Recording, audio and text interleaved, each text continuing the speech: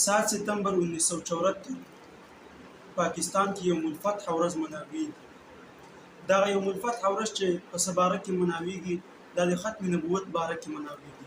او اوس چې کوم تنظیم د دغه لپاره خدمات سره انجام کوي هغه عالمي مجلس تحفظ ختم نبوت. آیا قادیانیت په مقابله کې دا څنګه خدمات سره انجام کوي؟ دا اقدامي دي که دا دفاعي دي؟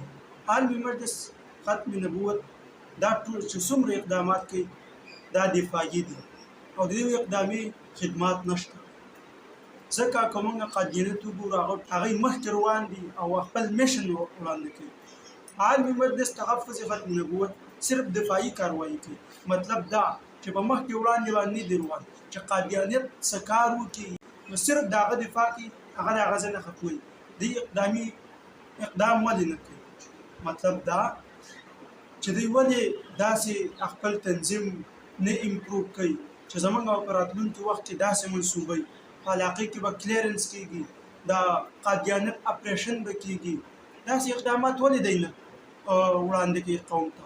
خو چې کله 7 سپتمبر 1974 ورځ په پاکستان کې مناویدل شروع شي نو دوی به د ماضي کهانیانې شروع کړي او په ماضي کهانیانو کې صرف دغه د یو څو شخصیاتو کارنامې دي.